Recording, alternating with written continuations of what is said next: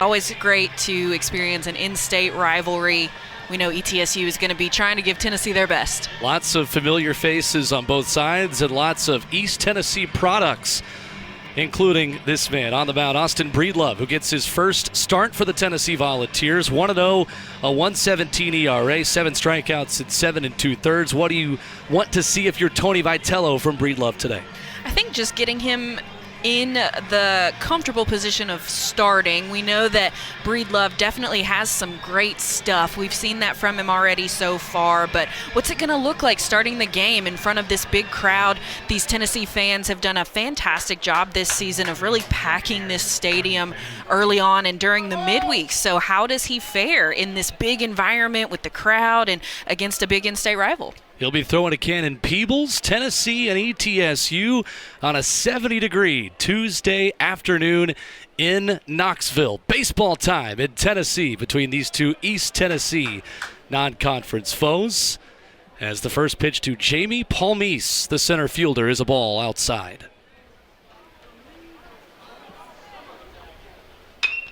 And this one's laced into left, ranging back and making the catch is Dalton Bargo. 1 up and 1 down for Breedlove, as Blake Jacklin, the right fielder, will hit next. Defensively for Tennessee today, Dean Curley makes his first start at first base at infield of Curley. Keelan at second, Ariel Antigua at short. Andrew Fisher mans third base. Left to right of the outfield, Dalton Bargo, Hunter Ensley, and Reese Chapman. Levi Clark is the DH this afternoon. As Breedlove starts off Blake Jacklin, the right fielder, with a breaking ball that misses outside.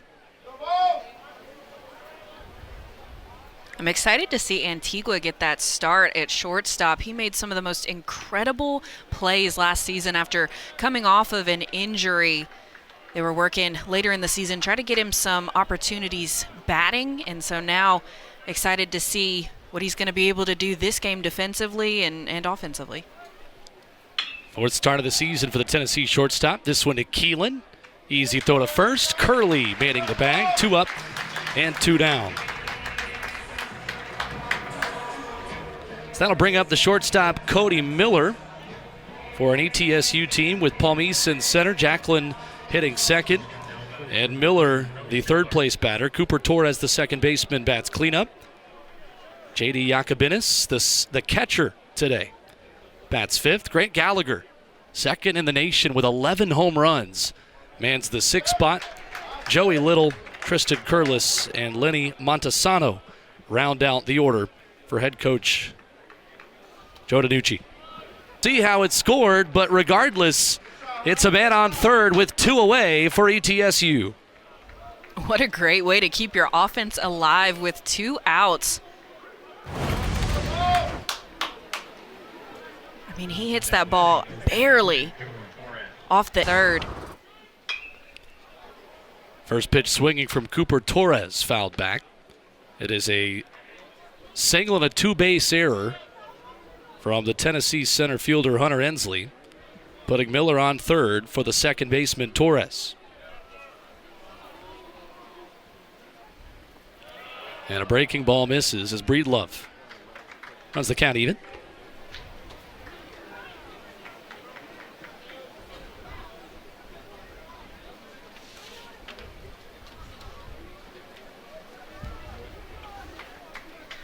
'91st meeting between these two teams. 1-1. Just missed. Cooper Torres, 1 for 4 in a Saturday win over Longwood to finish a weekend sweep. 7-13, 5 runs scored in that weekend series. 2-1 pitch fouled away as Breedlove battles back 2-2. Seventh-year head coach Joe Panucci and their Bucks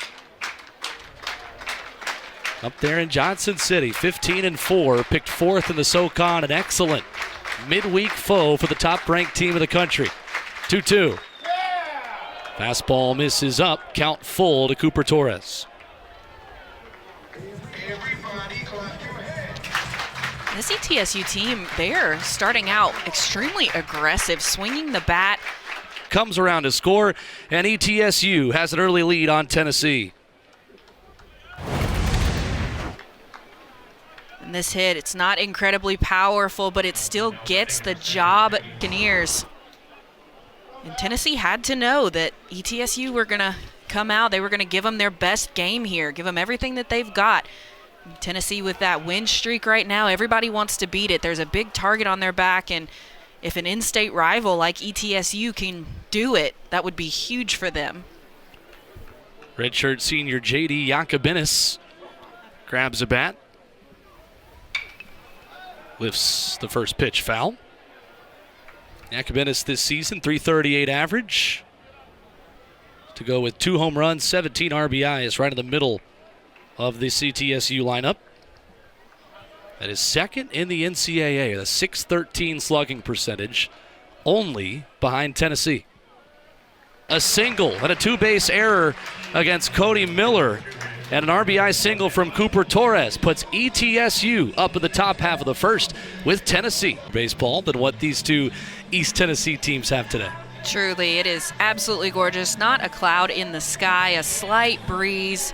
I think it's around 70. It's gorgeous. 71 degrees for the ETSU lefty Derek McCarley, who pitched an inning and a third in Saturday's win over Longwood. Second man out of the bullpen in that game. Appeared in 21 games last season, started 3 of those contests this season. 11 strikeouts in 14 and a third, including 1 run in an inning and 2/3 at Georgia last week, as ETSU will go with the southpaw against Dean Curley, Gavin Keelan, and Hunter Ensley. As dangerous of a 1-2-3 as you will see in college baseball. So this Tennessee lineup swinging the bat with a lot of confidence right now, Kaylin. And as they come into this game, a lot of teams that would maybe be a bit rattled by defensive mistakes and by a 1 on the scoreboard to start the ball game. But this Tennessee team just does not panic and does not get out of its groove even when they see themselves down. Exactly. There's really no reason to. When you know that your offense can produce the way that this Tennessee offense can, it provides so much confidence. And even if your starters aren't the ones to get it done, there's so much depth on the bench. Coach Tony Vitello can pull a bunch of different guys out, and they can get the job done. So here's today's first baseman, Dean Curley, making his first start at first for the Tennessee Volunteers. The sophomore, 3 for 13, 4 RBIs in that series sweep over Florida over the weekend. And the first pitch to him is a strike there on the outside corner. Curley first, Keelan second, and Ensley third, like we said. Andrew Fisher, the cleanup man. Levi Clark hits fifth. Reese Chapman, Cannon Peebles, Dalton Bargo, and Ariel Antigua. The Tennessee lineup for head coach Tony Vitello in his 8th season, looking for win 316 already at the helm here in Knoxville.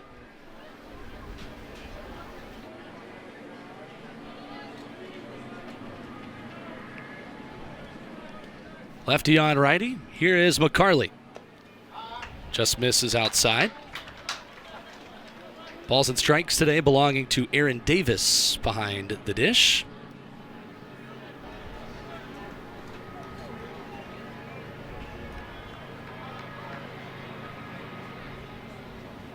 The 2-1. That catches a corner, count even.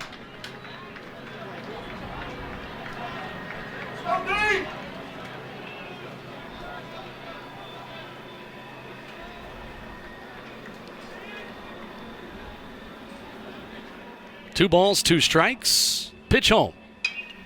Lifted to right. Ranging back is Jacklin towards the wall. He'll run out of real estate as it falls foul, and Curley will get another opportunity. Dean Curley doing exactly what a leadoff is supposed to, seeing a lot of pitches, getting deep into the count, trying to get as much of an advantage for the batters behind him. And certainly the discipline of this Tennessee team, something that has been impressive this year. Curley's walked 16 times And 7 of the 9 in the lineup for Tennessee today have walked 10-plus times this season. The 2-2. That one misses. Count full. And that really is one of the things that makes it so difficult to pitch to this Tennessee lineup, because if you leave the ball too much over the plate, there's a good chance that you're going to see some powerful offense, but they do a great job of laying off of the dirt balls. This one lifted to left center. Ranging back is Paul Meese, and he will have room. Calling off Joey Little.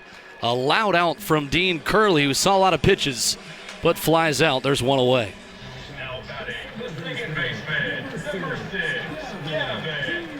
So Gavin Keelan will hit next. He's got a 4-game hitting streak, 3 for 9, a home run, and 2 RBIs for him over the weekend against Florida. And what a pickup for Tony Vitello out of the transfer portal that this man has been, with a lot of power from this left-hand side.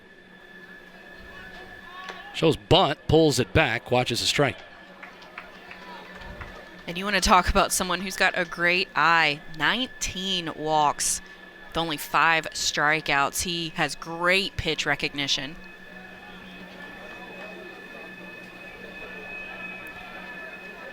The 0-1. Who can't hold it. It's a single for Keelan, despite the excellent glove work by Cooper Torres, and Tennessee's got some one-out action here in the first.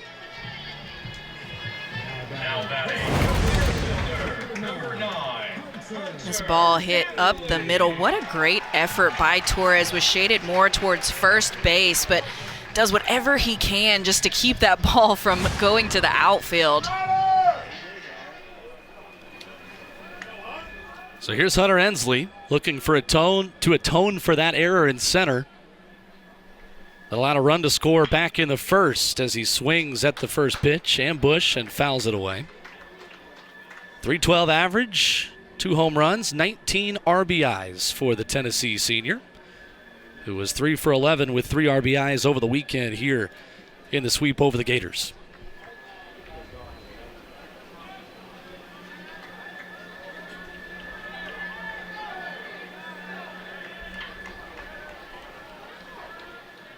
Oh, 1 to him.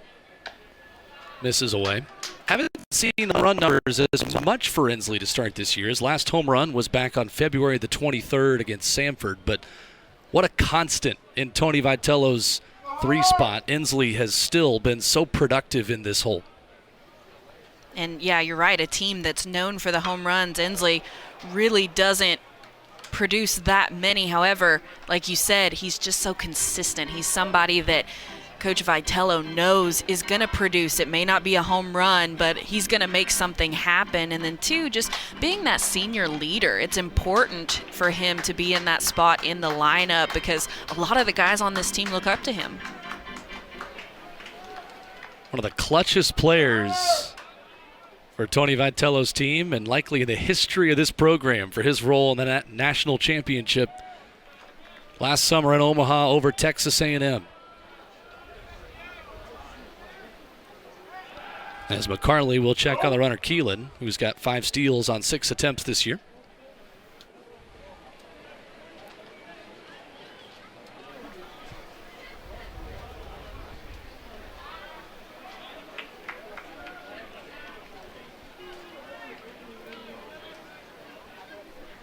Here's the 1-2.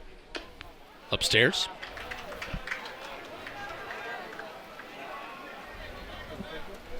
Look at this ETSU program. 15-4. Already had road challenges at Virginia Tech and at Georgia. Looking for the big upset here this afternoon as Ensley runs the count full. Already 14 pitches for Derek McCarley. Tennessee hitters have been patient. Three balls, 2 strikes, 1 away, pitch home. That one hard contact but foul.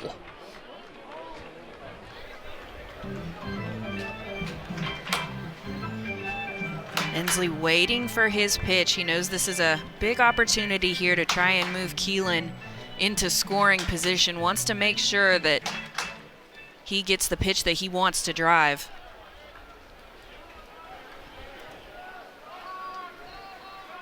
Another full count pitch. Driven to right. And into the Tennessee afternoon sky. Bouncing into a very packed student section over there down the right field line.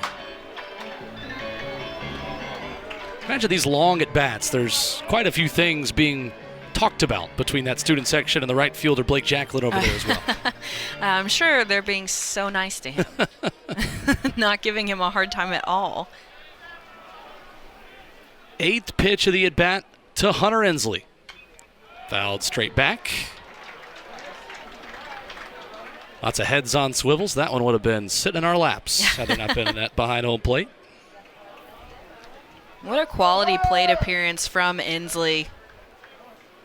Seeing a lot of pitches, waiting for his.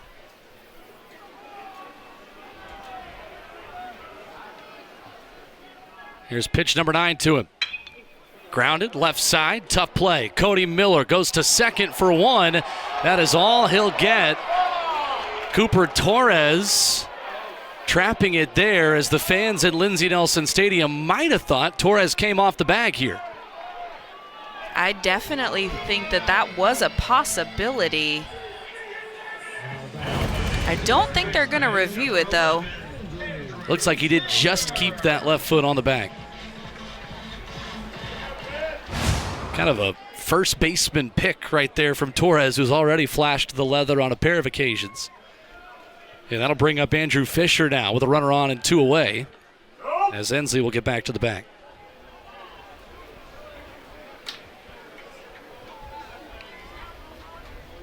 Shift on for Fisher, who is 2 for 11 with a pair of RBIs over the weekend against Florida.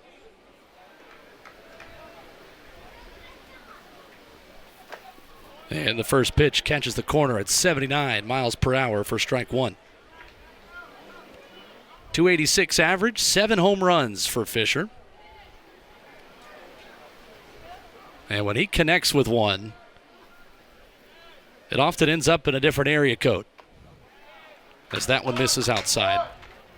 That's right, Will. And Fisher has been a really great addition to this Tennessee staff lineup. He's been great at the plate. Also offensively, we've seen him in a lot of different positions at first and third. Big swing, fouled straight down. And that was one of the big worries last year coming into this season, was who is going to replace these offensive powerhouses that we have at first and third. And it seems like Fisher has been one of the answers to that question. Behind 1 and 2 with 2 away. Lefty on lefty matchup as Ensley gets back again. 4th start at third base for Andrew Fisher this season today in a Tennessee uniform, as the former Ole Miss Rebel mans the hot corner for Tony Vitello's team today. 1-2. Upstairs. Fisher, another one of those hitters who is very patient. 23 walks, leads Tennessee this season compared with just 11 strikeouts. You can get ahead of him, but it is so hard to put him away.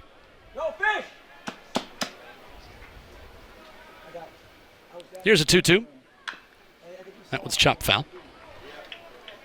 And at the very least, Kayla, Tennessee has made Derek McCarley work here in this first frame, already up to 23 pitches. They sure have. They want to make him work, want to get that pitch count high, potentially force him off of the bump early.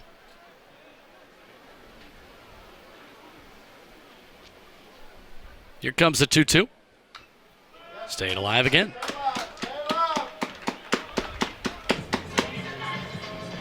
McCarley from right down the road, Seymour, Tennessee, went to Seymour High School. So I'm sure he is very familiar with this Tennessee team and this stadium. Probably came to a few games growing up. Timeout for Andrew Fisher, who will go over and get a breather. A lot of East Tennessee products on both of these teams. I imagine some pitcher versus hitter matchups that have been happening since these guys were a lot younger. And I think that's always fun in those in-state matchups where you potentially play against people who you've played against growing up, and then you get to see them in college and see how they've developed, how they've matured, have they added anything else to their game. And I always thought it was fun going up against somebody who maybe had success against me in high school, and then we get into college and it's like, I'm a completely different player now. Right. Absolutely. Let's see how this goes this time. So some two-out action now for Tennessee as Ensley will trot on down to second, and Andrew Fisher is given a free pass to bring up the freshman Levi Clark with 2 on and 2 out.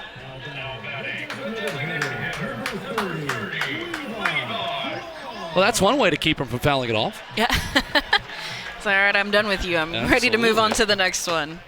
Levi Clark was 1 for 6 at Humble, struck out 4 times over the weekend against Florida. The fantastic freshman standing in at a big spot here in the home half of the first. Chance to tie it or give Tennessee the lead. First pitch swinging, fouled back into the ETSU dugout. Clark this season still sporting that .449 average, making his 17th start of the year, 6 home runs, 23 RBIs. And yes, he is a freshman, although I think a lot of folks around this program and anyone who's watched him are still having a hard time believing that. Definitely not playing like a freshman, playing like someone who has a lot of experience under their belt. Was SEC Co-Freshman of the Week, March 10th.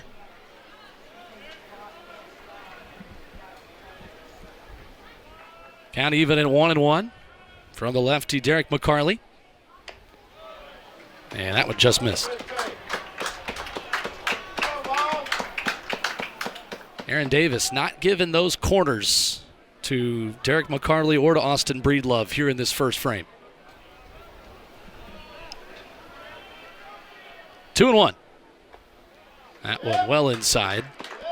Hitters count here for the freshman. And Reese Chapman on deck, who hit 2 home runs over the weekend in back-to-back games against Florida. Guy with a couple of grand slams already this year as well. 3-1 to Clark. That one is roped foul. Runs the count full. As a pitcher facing an offense like Tennessee, it's like you never really get a break. You know, there's so many players in this lineup who can do some real damage, whereas normally it's like, okay, hey, they've got this guy that can do big things and change a game in one swing. So it's like, God, I have to be on my game every single pitch. Levi Clark takes the walk, and here is Reese Chapman coming to the dish. A man who has just peppered the baseball over the fence here at home. ETSU with a mound visit here to talk about the plan of action against the Tennessee right fielder today, who has a pair of grand slams at home this season. Back on March the 4th, 2 weeks ago against Radford, he had one in that game where Tennessee hit 3 and then 2 in 1 inning in the 7th, and had one back on February the 16th against Hofstra as well. There's just something about these Tennessee hitters when they get the bases loaded. They had nearly 70 games to get to 14 grand slams. Tennessee has 8, and this is game 21 of the season. So they've got a long way to go. They could definitely beat that record. So Reese Chapman stands in. Chance to add to that total and have his 3rd grand slam of the season. .344 batter, 6 home runs, 24 RBI. First pitch from McCarley is a fastball that misses away. I imagine the thought process as a pitcher, because, you know, he knows what Reese Chapman has done as well with the bases loaded. He has got to be anxious in this moment. Big swing, fouled back, 1-1. In this moment, McCarley has to just focus on trying to execute his pitch. He can't think about the outcome, because when you think about the outcome, there's a good chance that that's what's going to happen. So if he's thinking about giving up that grand slam or a big hit, something like that could potentially happen. You leave the ball too much over the plate, it doesn't move the way you want it to. But if you really focus one pitch at a time, execute your pitch, I'm sure he had a plan going into this against Chapman, making sure that that's what he does. Bases full of balls with Clark at first, Fisher at second, and Ensley at third. Derek McCarley ahead 1-2.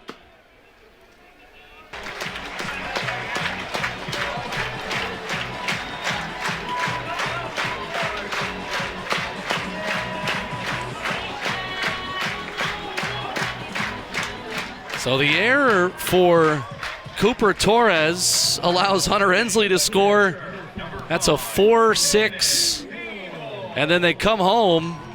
It was Clark who had rounded second originally, which forced Fisher to go. A lot of time to think about it, and somehow Tennessee pulls it off. Yeah, that was incredible base running by Fisher, paying attention to the fact that Clark did get too far off of second base.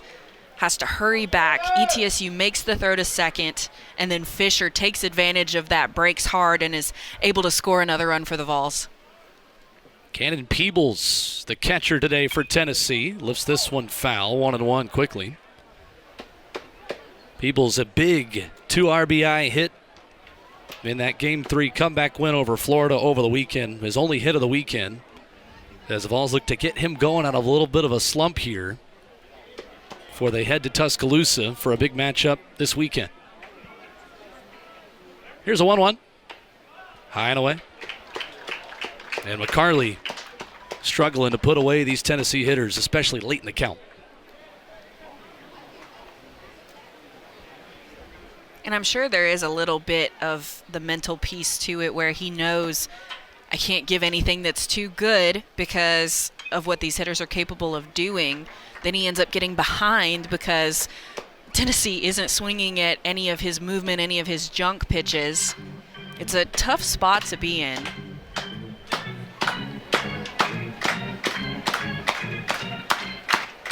A late count and late inning magic.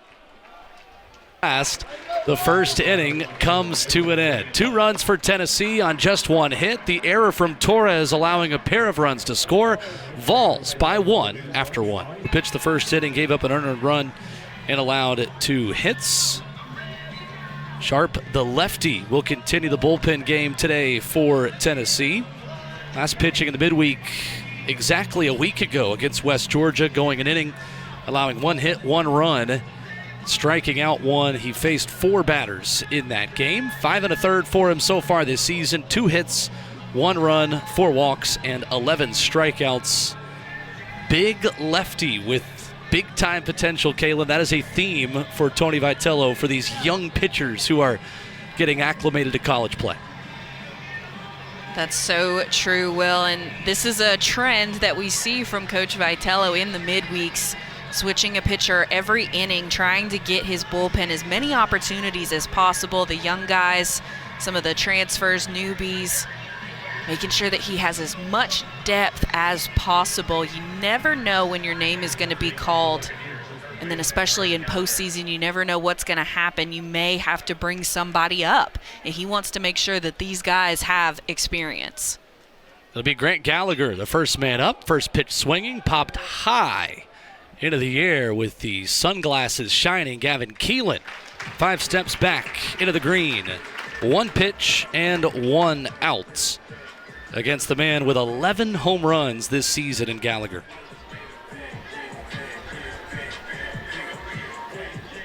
So certainly, Kalen, ETSU aggressive early in the count, and that is something we see a lot from these midweek foes when they come to Knoxville.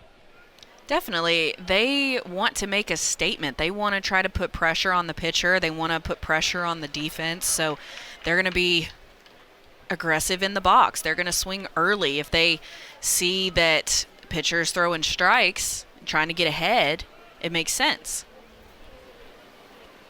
A 1 to Joey Little, who checks his swing. He went around, according to first base umpire Anthony Perez. Left fielder, JUCO transfer from Fort Scott. 1 for 5 on Saturday, 5 for 12 over the weekend, coming into tonight with a 6-game hit streak. And he stays alive there, fouls that one back. I imagine you talk about bullpen games, getting more pitchers' opportunities. Tennessee has had so many run rule wins this season. It does make it challenging for Tony Vitello to learn what he has in live action. Yeah, when you have an offense that is this potent that can score so many runs, and you know that there's a good chance they're going to run rule, trying to get pitchers in there is difficult. And we've seen him, put in a new pitcher every inning, but we've also seen him have pitchers go out there and maybe get 2 outs, and then he brings in another guy, or even just get 1 out, and then he brings in another guy just to get them as many opportunities as he can. Joey Little staying alive for an ETSU squad looking for its first win over Tennessee since 2019 when the Bucks beat the Vols 6-5.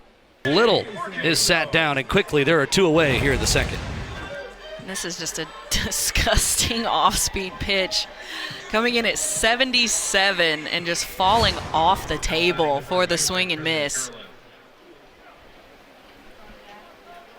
Sharp stuff. Does not look like a guy who has pitched 9 innings as a college pitcher. Tristan Curlis, first baseman today for ETSU, watches a fastball. He was 1 for 4 with a triple and a run on Friday, making his 13th start of the year for head coach Joe Panucci and East Tennessee State. Swing and a miss, big cut. Tried to hit the American flag, hanging over the right center fence right there, Curlis. Yeah. Count even 1-1. Maybe even trying to get it to those train tracks That's back right. there. That was a big hack. Sharp slows him down, just misses. 2-1. Yeah, that's what he's aiming for. Yeah. Not often to get the chance to play number 1. Big cut there. 2-2.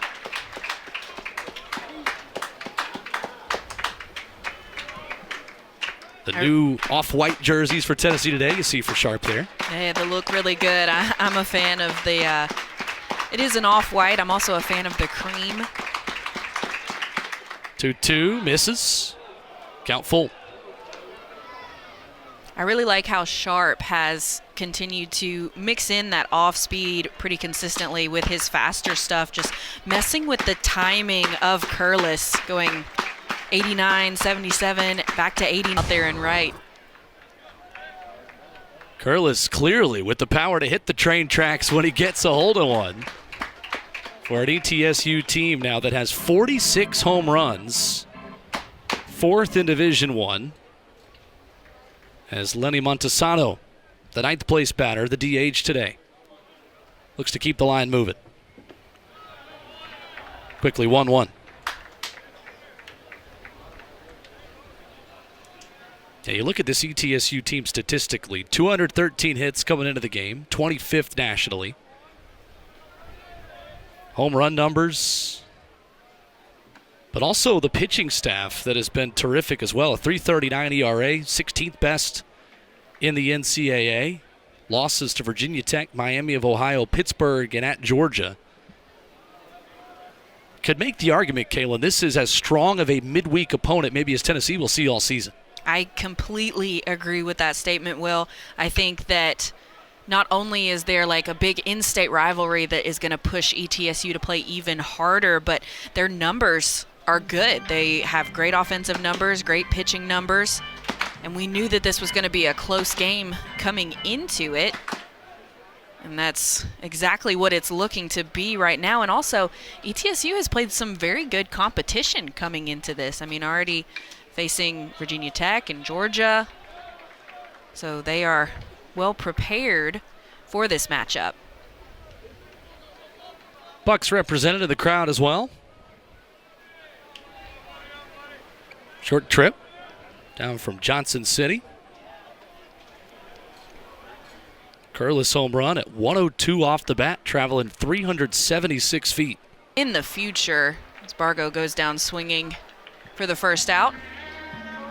First strikeout for McCarley. And speaking of lineup changes, here is Ariel Antigua making his.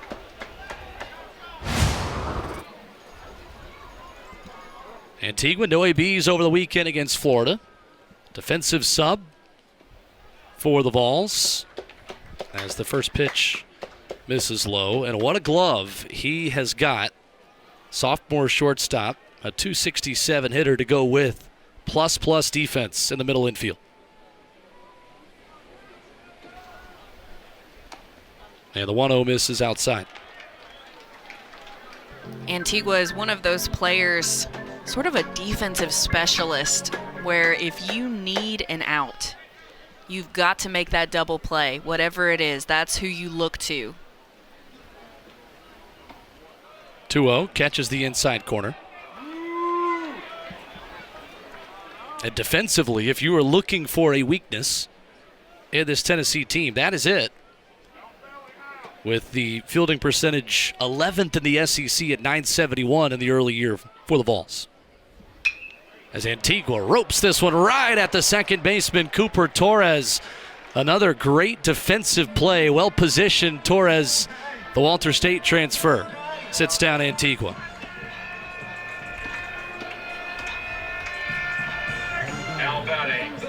So that'll bring up the leadoff batter, Dean Curley. Flew out to center his first time up, playing first base for the first.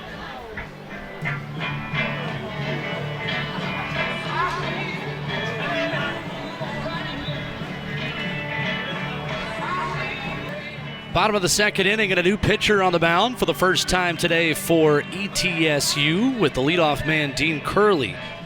Set the dig in just a moment. Against the righty Tate Jones, a freshman from Burlington, North Carolina, who makes his 5th appearance of the season. Got 2/3 of an inning at Georgia a week ago in that 8-6 loss for the Bucks.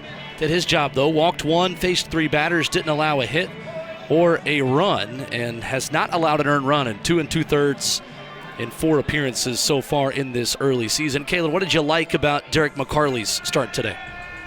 I mean, I think that he did a pretty solid job, actually. Prevented the long ball. There was an error and a throwing mistake, I think, that caused, one of those runs to score for Tennessee. I think he did his job. I think that he can be proud with what he was able to do. The only thing that I would look for him to improve is that number of pitches, through quite a few and had a few walks. 49 pitches, closed the book on McCarley, an inning and 2/3, 1 hit, 2 runs, neither of them earned. 1 walk and 1 strikeout. 1 time through the order of the top team in college baseball. 1-1 to Curley. And 3 down. Go the Volunteers in the second. Through 2 in Knoxville. Got a good one between ETSU and Tennessee, tied up as we head to the third.